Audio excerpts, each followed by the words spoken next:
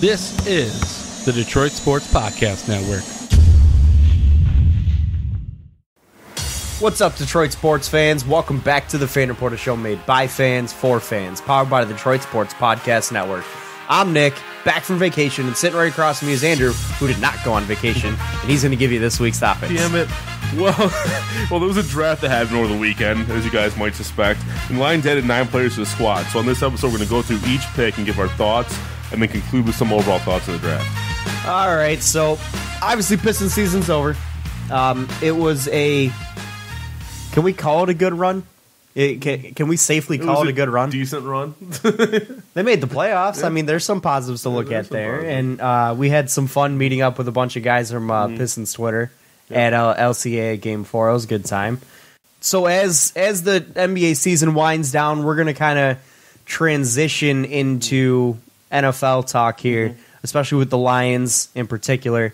As you know, if any news comes up from the Pistons, we'll still approach the topic. I know I even forgot the publication posted about the Heat trading for Blake Griffin. That whole I missed that totally ordeal. It was a non-issue, non-topic. It was really a very much Heat-sided argument where they were saying that they could get Blake Griffin for cheap and basically give up Olynyk, Richardson, and a bag of chips for Blake Griffin to give us cap relief. And no, that obviously is not the direction this team is looking to go into.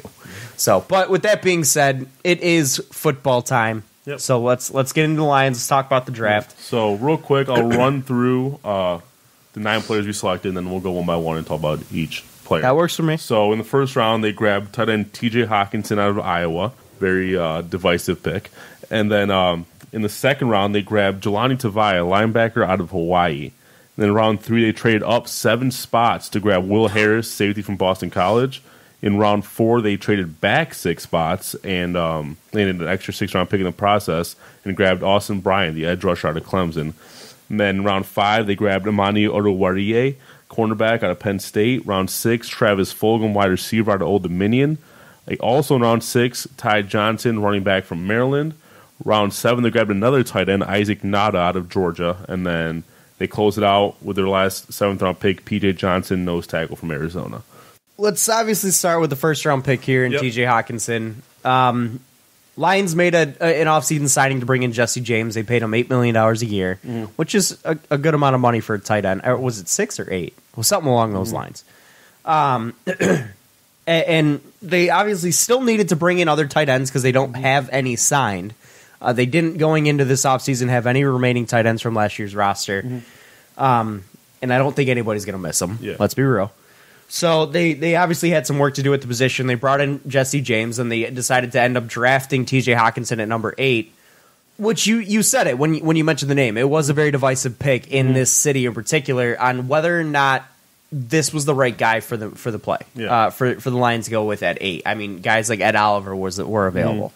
So, Andrew, I guess I would love to hear your thoughts on it. I'll obviously give my thoughts following that and kind of piggyback off some of the stuff you said. There's no question that TJ, he has all the tools to be a great tight end in this league. I mean, he's got great size at 6'5", 250. He's got decent speed for a tight end. He ran a 4.7 40 at the combine. He's great both in pass catching situations and as a blocker. And he can make really difficult catches that seem to be outside his catch radius. He can block linebackers, struggles a little more against defensive ends, but in general, he does project out to be a very, very, very good tight end. But the question is the positional value of a tight end worth an 8th overall pick? It's not so much the player; it's the return on value that you're getting at the tight end position. You know, that's kind of the point that I'm looking at. T.J. Hockenson obviously looks like a very fine player. Yeah. Yes, I know that tight end is one of the hardest positions to translate to in the NFL. But at worst, you are getting a top-level blocker and a guy who's going to start for your team and make a few catches here and there. Obviously, that's not worth an 8th overall pick, but it's at least a guarantee of something. Now, we do know in this draft, whether or not we drafted him, he was going to go in like the top 12 probably. Oh, there's no question. There's no question. Actually, a lot of people were surprised the Jaguars didn't take him at 7, but Josh Allen being there was a no-brainer. Looking at T.J. Hockenson, though, and the tight end position in particular, is where I do stop short of saying that he's worth that number 8 overall pick. This guy, for him to be worth that spot, needs to be Pro Bowl caliber very quickly. Yeah. And you mentioned a lot of, okay, the Lions have a mindset here of building something along the lines of what the Patriots use in their formidable years of having the 2 tight end sets. We got one in Jesse James, who's also another young tight end. Now we bring in TJ Hawkinson, another very young tight end. Yes, that makes a lot of sense on what they want to do, but you got to remember that Rob Gronkowski was brought in with the 50th pick. Aaron Hernandez was brought in with like the 118th pick. So they clearly weren't putting top dollar assets in their tight ends. Yeah. They were putting in, a day 2 pick and a day 3 pick to get their top 2 tight ends that ended up panning out to be something. He's the highest drafted tight end since Vernon Davis. I mean, Yes. Vernon Davis is a good company, but fun fact: there's been 4 tight ends taken in the top 10 since 2000. Lions have taken 2 of them. Yep. Yep. So, and the last one didn't really work out for us. Lions would have a good history of first round tight ends. No, they don't. Ebron, we got Pettigrew. That's not a. Granted, Ebron's panned out to be a very solid player with Indy, but Lions, it wasn't working. Right, but you look at Andrew Luck, and he could literally take a bag of sand and turn him into a good tight end. Yeah. Let's be real. He's fantastic with tight ends, whereas Matthew Stafford is not really known for being very good with tight ends. Dwayne Allen's great there. Jai Doyle's still doing really well there. Yes. Ebron's doing well there. Kobe Fleener was very solid in his time with Indy. But yes, TJ Hawkinson is a good player. Yes, the Lions needed playmakers on offense, but the tight end position is just one that, yes, is very boom or bust, but at the same time, how much impact is the boom in terms of winning on the football field? Yeah. And that's where I look at this and say, I can't justify a top 10 pick on a tight end. I don't care how good he is. When Ed Oliver is there in a position of need at that 3 tech spot, I understand you have Deshaun Hand. I understand you have Snacks Harris. And I understand you got Trey Flowers, which is a guy you're going to move around. But Ed Oliver, with his size, is another guy you can move around a little bit. You can play him at different positions. You also still have Ashawn Robinson, who mind you's on a contract. And here. that plays in right on what I was about to say is you're going to sense a theme with these draft picks. And what Bob Quinn and Matt Patricia seem to be looking for in this draft was versatility. And you have a lot of, not just Hawkinson. Hawkinson has versatility. Being Matt Patricia loves his versatile guys in the defensive side of the ball. He loves those chess You're going to pieces. see a lot of versatility coming up with the defensive guys he drafted. And you do mention that Oliver can play along the line anywhere. So, I mean. Yes, he can play along the line. And honestly, with the size, you could probably teach him a little bit of stand-up linebacker as a pass rusher there as well. Yeah. The comparisons for Ed Oliver that I've seen is the next Aaron Donald. I mean, granted, that's obviously the Detroit fan overreaction of fear of missing out, the FOMO aspect, but the talent and size is there. Missing the out talent is is there. not traded up 1 pick to grab Josh Allen because I feel like the Jaguars would have been willing because they wanted TJ. I feel like they would have been willing for the right price to move back 1 spot and stick with TJ. I mentioned on our live show this past week, or actually, 2 days ago on Monday. There was a reason nobody traded outside of that inside that top 10. Yeah. Reason being is teams that were looking to trade in there were lowballing offers and not willing to really give up anything to get in that top 10. But how big an offer do you think you had to make to go 1 spot? For a guy like Josh Allen, quite a bit. I think you're looking at giving up your 2nd round pick to get him. At least your 3rd round pick to get him. Would you have done it? If I had to choose between Josh Allen and TJ Hawkinson, yes. Oliver. No. With that Oliver there, you'd no. Stick there and stay there and stick with that Oliver? Yes, that's what I would have done that because again, it's a position of need. It fills a hole. It works with our system. I get what they're trying to do with TJ Hawkinson, but again, looking at and the average Kool-Aid fan will tell you Matthew Stafford just needs help. He's a great quarterback. He just needs help. I don't know if that's the case anymore. I like Matthew Stafford. He's a good quarterback. I'm not saying we should get rid of him. I'm not saying we should move on from him, although the team may be moving in that direction. He's only got a couple years left in that deal. There were reports of them being connected with quarterbacks in this offseason in the draft. I don't want the Lions to get rid of Matthew Stafford, but I do think the clock is ticking here. He has had help. And it's produced nothing outside of a couple of playoff berths. He had a top 5 defense twice. He had a good O-line, a middle of the road to good and to above average good O-line multiple times. He had the best receiver in football for years. And then you paired him along with Golden Tate. He had two 1,100-yard receivers in Golden Tate and Marvin Jones. He had Reggie Bush in the backfield. What more help do you want for this guy before you start saying maybe he's the reason we're not winning enough? Again, he's a good quarterback. I like him a lot. Best quarterback we've had in my lifetime. But there is good reason to start asking questions here. Giving him TJ Hawkinson with his deficiencies and ability to use the tight end, that's where I start asking questions about not Matthew Stafford, but the coaching, the scouting, and the GM. It's year 4 under Bob Quinn. The over-under in Vegas is set at 6.5, with CBS putting out their 5th favorite bet to make on team wins is the Lions under 6.5. That's worrisome. Wow. And honestly, you look at the division after the draft. You look at the division. Packers look like they're going to get better. You have a fired-up, healthy Aaron Rodgers, new coach, new system, 3 young receivers who flash some ability. They look to get better on defense. The Bears were a damn good team last year. Another year of Mitchell Trubisky. The Vikings, honest to God, can't be any worse than they were last year because they so vastly underperformed last year. So what are we looking at going into the season? Talent-wise, I'm looking at the 4th best team in the division. And look at their schedule. Like, it's hard to project more than 9 to 10 wins, which that's what we'll do in a later I show, think you could look at anywhere between 6 and 10 wins in their schedule. Obviously, we'll look at their schedule later on as we get closer to the season. But looking at what they got in the first round, I would have loved to see this team become elite somewhere, and they didn't. Yeah. This team is not elite anywhere. TJ Hawkinson does not cause their passing game to go from good to elite. And honestly, last year, their passing game wasn't even good. Agreed. Ed Oliver could have, or even Josh Allen if they traded up, but Ed Oliver could have turned that pass rush from somewhat good last year, but you add in the pieces you've added to great. Yep. And then you add in the fact that their run defense with Snacks Harrison there some of the depth was you grabbed in great. this draft, too. Because you grabbed some good depth pieces in this draft along that line, too. You're looking at a front 7, especially in the pass rush area, and along the line, with Ed Oliver in that spot as being a really good potential to be elite. But they decided to pass up on the opportunity to be elite somewhere, which surprised me. To only get better, to improve upon something that wasn't very good last year. Terrible. To win in the NFL, you need to be elite somewhere. Let's be honest. You need to be elite somewhere. I'm a huge believer in that. And if you're doing it in pass rush, you got a damn good shot to win. Look at the Giants in 2007. It's how they won the Super Bowl.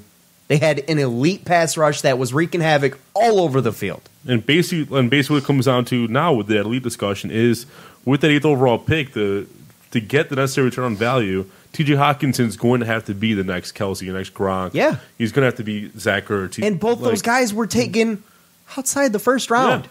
But he's going to have to live up to that. So. He is. As an 8th overall pick. He's damned if he does, damned if he doesn't. Yep.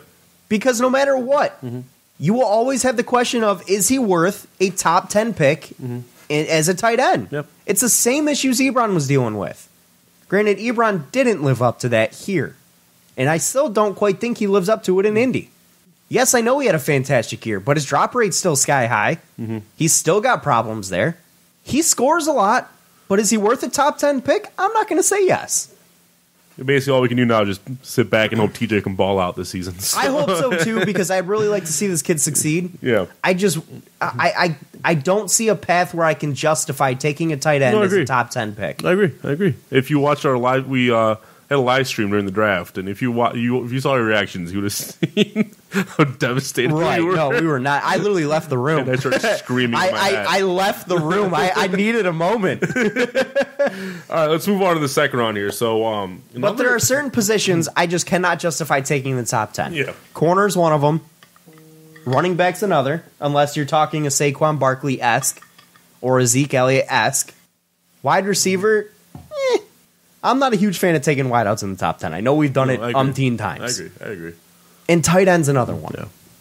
I believe you build in the trenches and you build with your leadership positions in the field, and they come from linebacker, on the line, and quarterback. Yeah. That's it.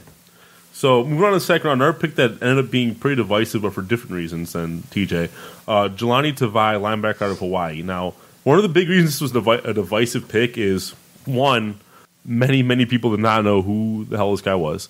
And number two, it seemed like this is someone who could have been available a few rounds later. And I was one of those people, so I did a lot of digging on this guy. So first of all, first thing I uncovered on this guy was a tweet from Jordan Schultz, ESPN insider Jordan Schultz, from April 10th, and he was talking about how Jelani Tavai was a rising prospect, and a quietly rising prospect in this draft. And they include a quote from Jim Nagy stating that many teams were secretly hoping that Tavai fell to them in the third round. I actually saw this tweet, and the Dolphins in particular were one team that was super interested in him. Yeah, and this is actually the tweet I was going to talk about, too. I was literally about to mention it. And then Bob Quinn also came out and said that he had intel that Tavai would not last under 15 picks. No. And there was a lot of rumors that the Patriots were highly interested in him at the Lions. He spent a lot of time with the Patriots and Bill Belichick. Now, going back to the tweet you mentioned about how there were a lot of teams praying that he would fall to them in the third round, the Miami Dolphins actually were a team that honestly fell in love with the kid, and they wanted him in the second round. They had, I believe, were 3 picks behind the Lions in that second round. The Lions took Jelani Tavai in the second round at their spot. The Dolphins then traded back 13 spots. So that kind of tells you what they were looking at. Yeah. Once they saw their man was gone, they said, all right, let's trade back. We'll regroup. So that tells you that there were teams out there, granted it was the Dolphins, but there were teams out there that valued this guy as a second-round talent. Yeah. A lot of fans were all up in arms about how, this is a guy as a sixth-round both initially talent. were. Like, I was too, don't get me wrong. And then I looked into him. Yeah, exactly. Now, the one problem I have with Jelani Tavai is the best linebackers in football today aren't his play style. He's a thumper. He's a guy who lays the hit. He's a big dude. The linebackers that really succeed are the Devin Whites and Devin Bushes that are speedy. Sideline to sideline. Yeah. Look at the kid that plays for Dallas. What's his name? The kid they got last year in the draft that was an absolute steal at his pick. The rookie. Oh my God, it's driving me nuts that I can't remember his name. Escapes me. I'll get him in a sec. But those types of linebackers are the ones. Leighton Vander Esch. I want to say the first one that came to mind. You went to Dallas? Yes. Oh. No, Washington went to the Chargers for some reason. But you're right. You went to Dallas. Yeah. Oh, it's because I had a mock to the Chargers. That's Right. But those types of linebackers that are able to play this off-ball, sideline to sideline, play in coverage, tackle, help, support the run, play all over the field are the ones that succeed. Yeah. That's not what Jelani Tavai does. He's a solid tackler, and a big hitter, but he's not quick. What he does do very well, though, he has very, very strong play recognition skills and has a knack for stopping plays right at the line of scrimmage. Oh, he's a fantastic run stopper. That's one thing you really look for in a linebacker. He also has the versatility, again, there's that word, to play any role in the linebacker core, which is perfect for Patricia's multiple defense. He wants guys who can play all along that linebacker. Yes, I am curious if he's able to play in coverage, though, because of the lack of speed and the size there. But he doesn't quite have the ideal strength that you look for in a linebacker, but he has great hands. He's relentless with those hands in the attack. So those are all some really, really good traits. And just to give you some production numbers, he only started 8 games last season. He was silent with a shoulder injury after that, which is a big reason why he kind of went under the radar in the draft process. But last season recorded 82 tackles, 5.5 of them for a loss, and 2 sacks, as well as a forced fumble block kick. And in 2017, the previous year, he was actually 10th in the FBS with 124 tackles, 11 for a loss, and 5.5 sacks. So he was very, very productive. Oh, absolutely. Now, he doesn't come without question marks. Yeah. And not even related to his play. Obviously, he played at Hawaii in a Mountain West conference that really nobody knew about. Yeah. I believe it's Mountain West. But not many people really knew about this guy. He did go under the radar, but he did have some off-the-field issues. He had a 2018 arrest for an altercation that involved a couple of females, but there's a lot of reports where he was defending the females. Yes, reports where he was coming to the defense of someone there. There's also reports. Well, he was suspended for the first game of Hawaii's season last year because of that.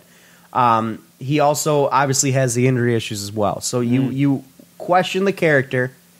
But obviously, these teams are likely doing their homework, sitting down with him, and that was probably one of the first questions they asked him about, or really kind of let him warm up and then hit him with the hot stuff. Yeah. So I'm fairly confident the character's not an issue with him. I don't know for sure, but I am fairly confident there. The circumstances surrounding the injury concern is something that I am going to have to be a little wary of, just because of the fact that he missed significant time last year with that shoulder injury, and it caused him to kind of go under the radar. Granted, he was kind of a late riser on draft boards, but he, just to give you an example, I believe he was one expert pinned him out as the third best linebacking pass rusher. Let me see if I can find that tweet real quick. I know in this draft. In this draft, yes. Let me see if I can find him here. Hang on just a second. I saw it literally as I was pulling this up. But in general, just while you looked it up, he's ranked as the 5th best IDP linebacker. I know that's not, it's IDP, but that kind of gives you an idea of what he's going to look at. But go ahead and continue. Yeah, just kind of sum up the take on Jelani Tavai here while you look up that tweet. Basing summary, it's his athleticism, his versatility, and his production levels in college that really had NFL scouts pegging him as a high upside prospect, and kind of why he rose in this draft. But I really did not like the pick at first, but the more I read up on the kid, the more I like it. So they had him ranked as the 3rd best linebacker behind Devin Bush and Devin White. Okay. So granted, there wasn't much back there, but it kind of gives you an idea. But at first I didn't really like the pick either. Yeah. And with the personnel available on the board there, I was pretty surprised. Greedy Williams is one. Yes. Yeah. He dropped a lot. He did. A lot of people thought he cannot tackle. I mean, Freddie Kitchens even took a dig at him on the phone with him as he was taking him, but. Him and DK both really dropped in this draft. Well, DK doesn't surprise me. And I was not a big fan of DK Metcalf to begin with. And what's his name? Juwan Taylor also dropped. Juwan Taylor dropped surprisingly. That was the bigger surprise for me. But DK Metcalf did not surprise me that much. I was not his biggest fan because, again, you're talking about a guy who is a straight line runner, very freakishly athletic, stones for hands, doesn't have route running abilities, doesn't have creativity when it comes to running his routes, very limited, injury issues, looking at a lot of negatives with very few very high positives for him. But anyways, obviously the more I look into Jelani Tavai, I liked what I saw. I still question the pick just because I wonder if it really was a reach. Are the reports about teams really being interested in that spot true? Yeah, that was my main knock on the pick when we first. Now, granted, there was like an eternity between their 2nd and 3rd round picks. Yeah. So they decided they probably needed to pull the trigger then. However, I still question it as a bit of a reach just because of what he was really being looked at. But we were shocked by what happened in the 1st round anyways. So. Moving on to round 3, safety Will Harris from Boston College. This was a guy that the Lions actually moved up 6 spots. Moved up 7 spots in the 3rd to select him. And I think a lot of this is actually Paul Pasqualoni's doing, our new defensive coordinator, because he's not new. He was our year. 2nd-year defensive coordinator. He had some familiarity with Will Harris from his time at Boston College. And what we know about Will Harris, he has elite athleticism. And again, 140. And again, versatility to play multiple roles in the secondary. 6'1", 207. Yeah. And I really ideal size. And when I say versatility, by the way, I mean like he's a do-it-all safety. He played both. He played deep, slot, box. Absolutely. 38.1% of his plays he played deep safety. 30.9% of his plays he played in the slot. 27.4% of his plays played in the box. You're talking about a guy who can cover almost an even split. You're talking about a guy who can cover bigger slot receivers, big outside receivers, and tight ends. Yeah. I mean, he's a very usable piece in that defense at that strong safety position, in a position that they did need to add some depth to. But I did like the pick. I wonder, though, if he's going to be able to insert into the system. I know Pasqualoni has some familiarity with him, but there are some question marks there. He was one of the better players at the Senior Bowl, according to Bob Quinn. He was pretty impressed with him there. He was a 3-year captain, if I recall. 3-year starter. He was voted team captain, so he's got some leadership abilities as well. So, and here's our buzzword. He's also a big hitter. He's a high football IQ guy, and he shows it off by his knack for reading plays, and he really can intercept both in the run and the pass. He also has that playmaking ability that Bob Quinn really covets in these young guys. He likes to knock the ball loose. And I think the one knock that I was able to find on him was the fact that he does excel in man-to-man, but he lacks some discipline in zone coverage. Yeah. But I feel like that can be taught. I'm not too worried about that.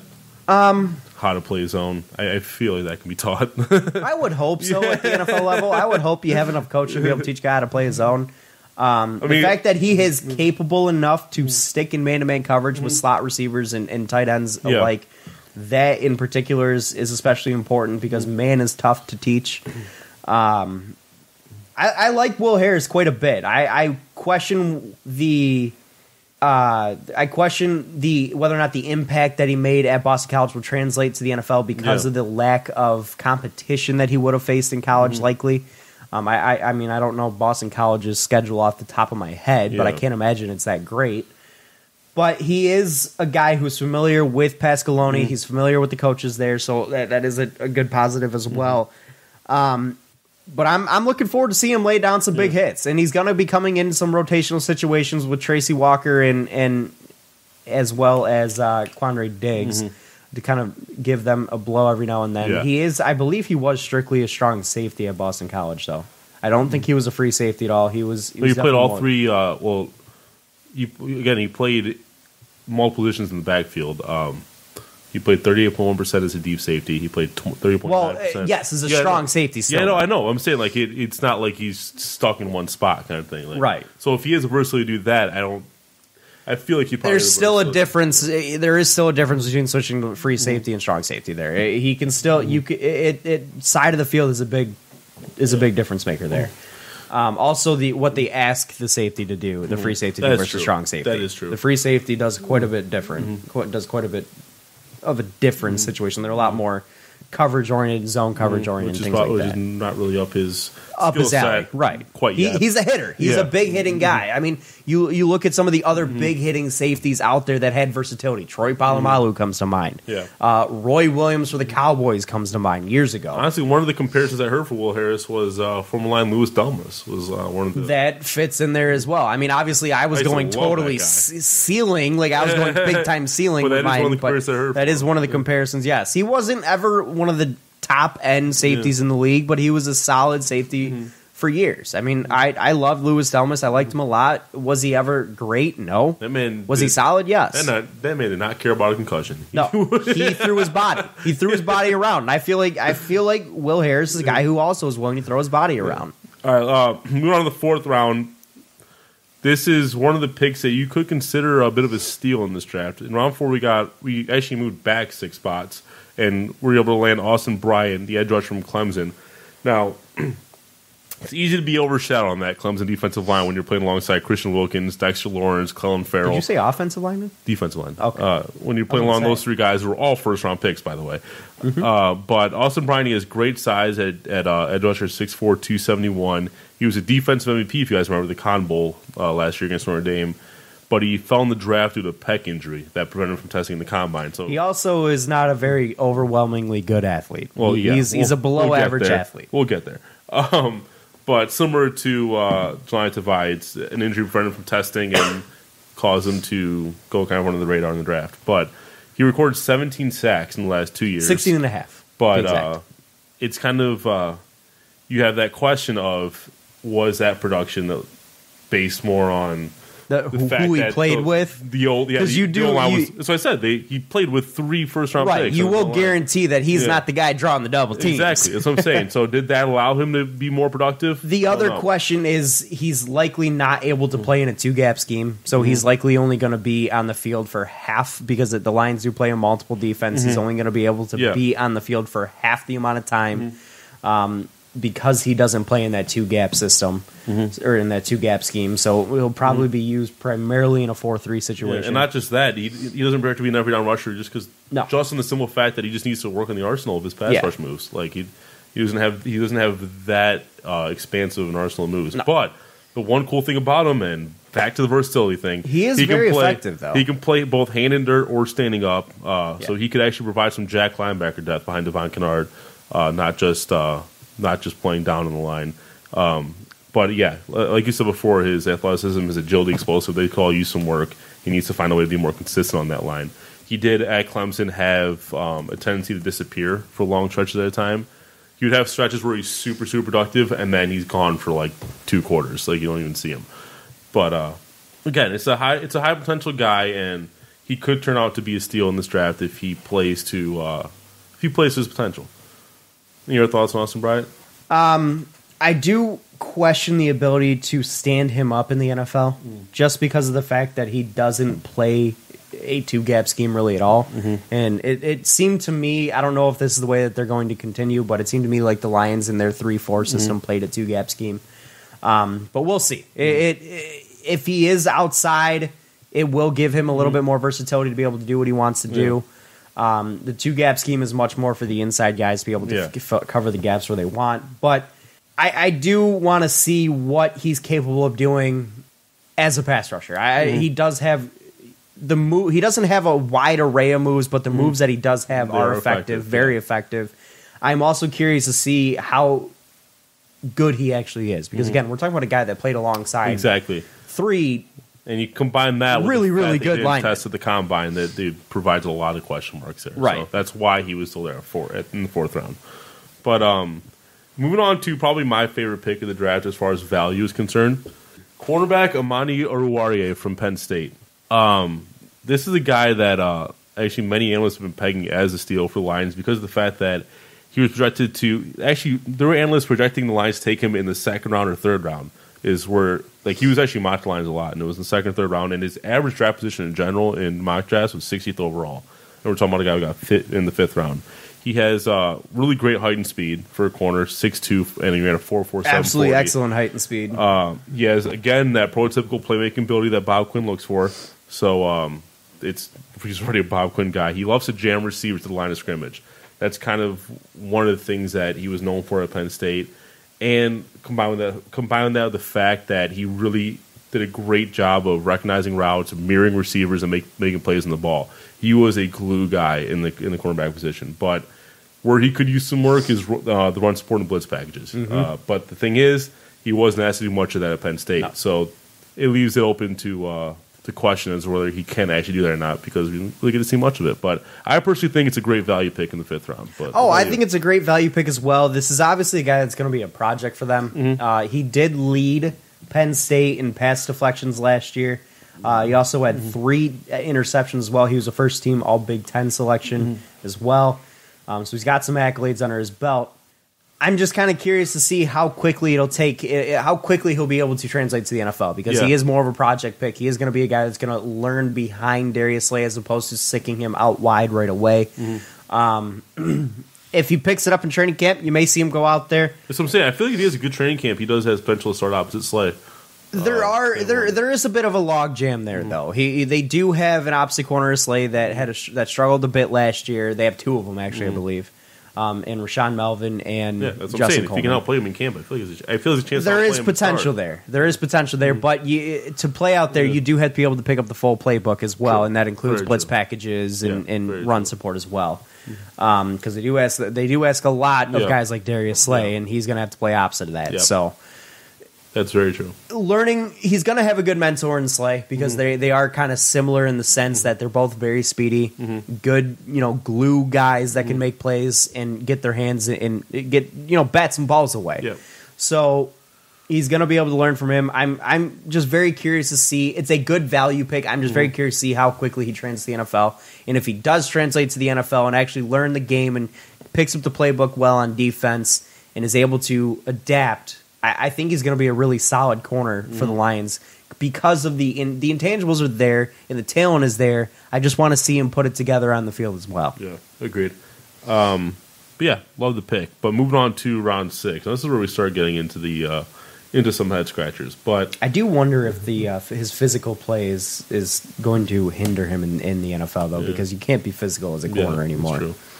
But you still want to jam. But you can't really be physical on receivers in the pass. It's tough. You can, but it's tough to be and do it right. I can almost guarantee you we're going to see some PI calls on him this season.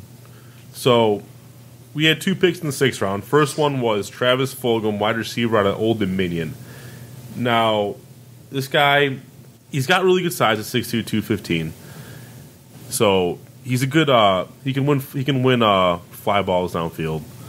like the baseball reference. And then, but he also has strong. Just given his size, he has strong potential as a red zone target. But I think the best compliment to the best trait that he has is the fact that he's a very, very, very crisp route runner. I actually went back and watched a little bit of film on him, and his cuts, man, were Jesus Christ. Look at you looking at film. I had you. I don't know who these guys are in the back of the in the back. I'll be honest with you. I had to go watch. Well, these guys. Travis Fulgham was a guy who was an all second team in Conference USA, so he wasn't playing at a big school.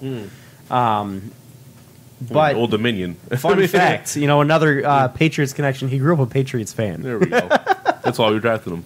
But another good trait here. He's a very willing blocker too, and at 6'2", 215, you can think he'd probably be pretty effective in the blocking.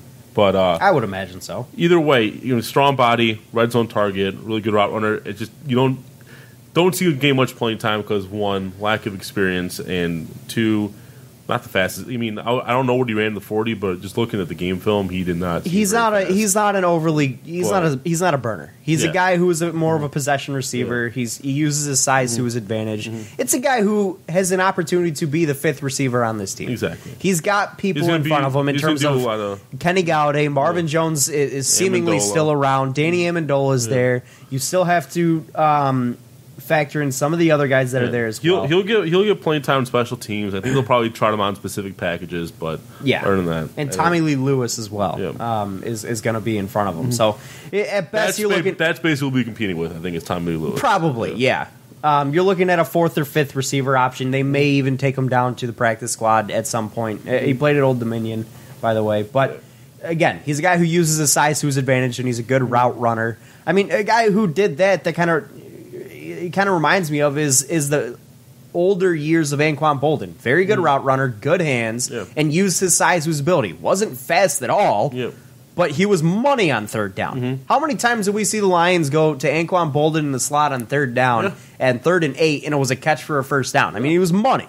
Beautiful. So this is if he can translate that game. Exactly. If he can translate, I mean, that's how he made a living in his whole career. He was never a burner, but if he can translate that kind of game to the NFL, there will definitely be a use for him on this team. Yeah. Your 6th round pick, another skill position, running back. Fun fact about him, he's related to a lot of politicians and like foreign politicians from South Africa. Interesting. But running back Ty Johnson out of Maryland was our 6th round pick. This guy was a strong runner at Maryland. He averaged 7.7 yards per carry, 4.35 yards after contact, and 9 starts last season before going down with the injury. This is more of a special teams pick, though. Yeah, he hasn't shown much ability in the receiving game, whether it's receiving back or pass blocking.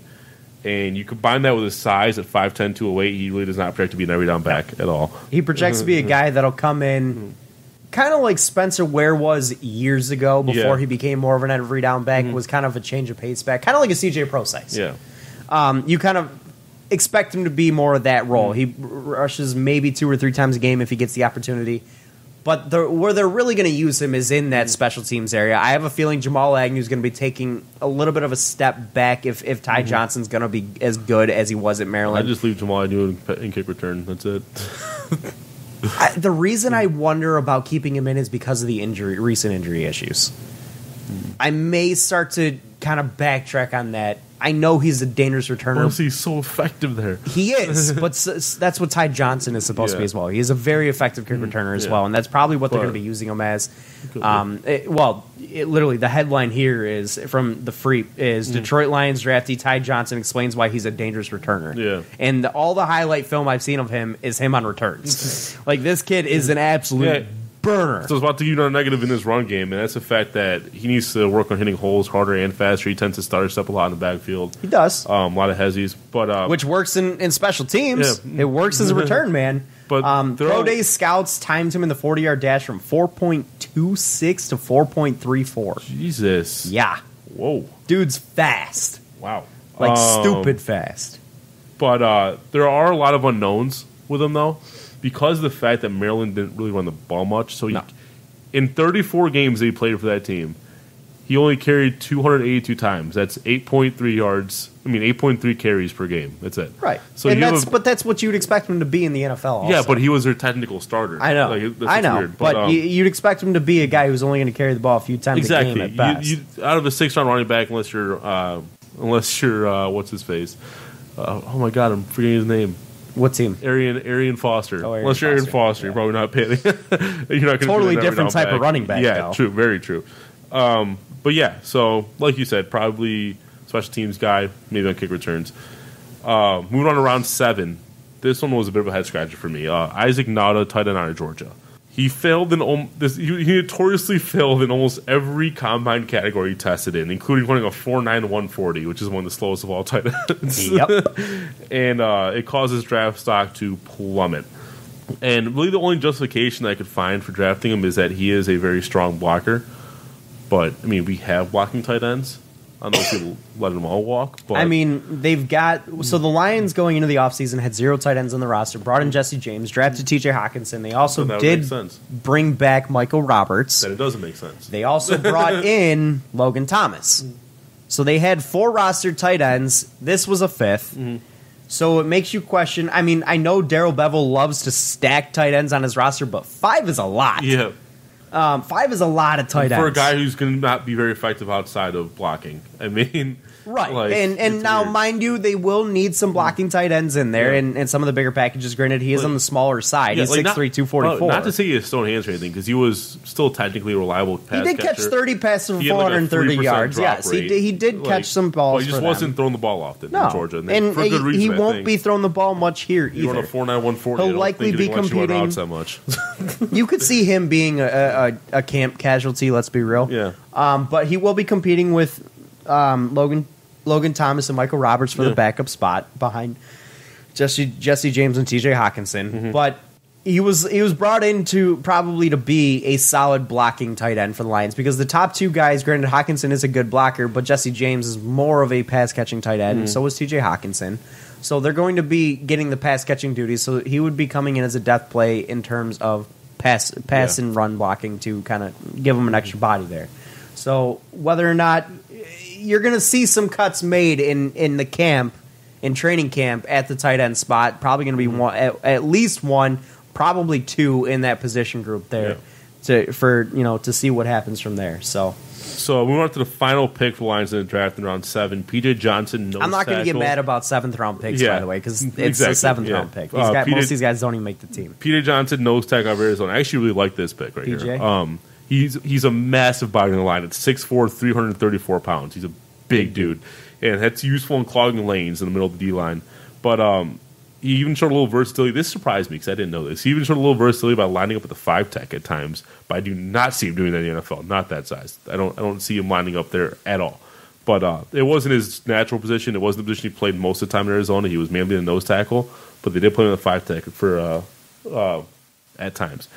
He does need to work on his conditioning, which is not a surprise given the size. He has a tendency to get tired and his play gets sloppy as a result. But because I know, right? Because of that, I just don't see it. I know, I don't at all. That's why I said it surprised me. But so he'll probably only play his rotational defensive tackle until he gets his conditioning up. But he only played 1 year D1 football. But so the experience is also a knock. But he will be learning from the best playing behind Snacks Harrison because I do project this guy to be a pretty good run stopper. He'll be a rotational guy behind Snacks Harrison. Plus, if he pans out well, as also he may be an insurance policy for if Snacks decides to walk. Exactly, because we did have the report earlier in the offseason about Snacks Harrison wanting an extension and getting paid. So if Snacks decides to walk, he could potentially be an insurance policy there. Yeah, and just kind of sum it up on him. Like again, he needs to get his conditioning up, but as long as he soaks up knowledge from the vets. His size and raw talent alone can potentially be a force as a run stopper. And that's the kind of guy you look for in the 7th round. Just a really raw player that you can mold into something great. So. Let him learn. Yeah. Let him learn behind a guy who's literally the exact same type of player in Damon Harrison. Mm-hmm. So exactly. I got no issues. Again, I will not get mad about a 7th round pick. Yeah, I'm actually happy about the 7th round pick. I am too. But I can be meh about a 7th round pick, and that's Isaac Nauta. But in general, what do you think about Lions draft? We just went through the 9 players. I honestly thought it was a little bit underwhelming. I'm not going to lie. I thought there was so much opportunity, especially at the top end of this draft, with certain guys falling that I was shocked to see fall. A little bit disappointed. T.J. Hawkinson, again, I just don't think it was the right pick. He can be a really good player. I still won't think it's the right pick unless that Oliver sucks. Then I'll eat my words. But And then you look at the second round. I know you had a long wait to your third round pick, but guys like Greedy Williams were available. There was a lot of names there that you could have grabbed some really solid players. I think the strength of our draft is in the middle rounds. I do too. Will Harris, Austin Bryant, Amani Aruru. I'll agree with you because those are guys that you can make something happen with and will actually potentially play. But the top end of the draft, I'm just not a fan of what we got. Yeah. I think we reached on Tavai. I think Hawkinson was just not the right pick. He could be a good player, but I just don't think it's the right pick. I would have rathered someone else to fill a different need. Defense wins championship, man. Yeah. Defense wins championships. Tight ends don't. Yeah, which tight ends are great to have. They're a nice luxury, but they don't win championships. Pick, they went all defense till the second round. So I know, but I wanted a top end talent on defense there. I wanted a playmaker. I didn't get it. It's also not often you see us draft see a team draft two tight ends in one draft. No, it's not. It's not common, especially when they have full roster. Yeah. Anyway, unless you have anything else to add, that about concludes it. Well, I mean, we could talk about some of the UDFAs. I know they had one that was kind of a big name that a lot of people were really interested in. The guard out of Wisconsin, Bo Ben-Shavel. Ben-Shavel. He played right tackle and right guard, so he's strictly right side of the line. There were about 20 teams trying to sign him as a UDFA. Yeah. From what I heard, he was a good offensive lineman for the Badgers. I mean, he played well. He's very effective. He was going to land somewhere, obviously. So I have no issue with Bo Ben-Shavel coming to Lions on a rookie free agent deal. So here's the good company that he put himself in. By the way, he's just the third Wisconsin lineman to become back-to-back All-American, joining Dennis Lick and Joe Thomas as the only other two Wisconsin linemen to do it. Is he going to beat them? No, probably not as a UDFA, but anything can happen, really. I'll be honest, I'm not the best at evaluating offensive linemen. That's kind of hard to do. But, again, you can't – this guy has shown his potential, and you can't get mad about signing UDFA that has potential, especially when 20 other teams are looking to sign him too. And I think the main reason he ended up signing with us, and this is what a lot of analysts are speculating, is because he actually has a legit shot to play with us because of the hole that we have at guard. Right. So there is some potential right away. Now, they did sign one other. So something kind of interesting I saw as a theme for the Lions, but with their UDFA signings, is they spent a lot of these signings on trench play. Yeah. Which, again, kind of confuses me because why not just fill those holes, these positions where they have obvious holes in the draft? You had potential to do it in the draft, and they chose not to. It confuses me as to why they would wait till UDFA time to get those guys. One guy that kind of sticks out to me is the offensive tackle Ryan Pope from San Diego State. Dude's massive. He played right tackle at San Diego State. He's 6'7", 320 pounds. And the interesting thing about him is he got massive UDFA money. $145,000 base salary guaranteed with $20,000 signing bonus. That's money you don't see given to UDFAs. You do not see that type of guarantee to UDFAs. So there's obviously a plan for Ryan Pope in the Lions system here. Yeah. I don't know if it's to stick him in the middle of field goal duty and say, put your hands up, but there's something in mind for this kid. Because 6'7" is huge. And it looks like the Lions watch a lot of Old Dominion football because they got another receiver from Old Dominion, Jonathan Duhart, another big slot guy. Also Boston College players. Yeah. Ray Smith there. And then they grabbed another guy from the Clemson front seven, linebacker Trey Lamar also, who was very productive. I'm actually not sure why he didn't go drafted, but because he was very productive in his time there. He had 79 tackles last season. Yeah. He's 6'3", 253, prototypical size, but... Yeah, some interesting undrafted free agent signings. Yeah, definitely. So, but anyways, though, that is going to close it out for this week's episode. We thank you guys for listening. We'll be back next week. Sorry this one was late. I was on vacation out of town. And we signed our tight end.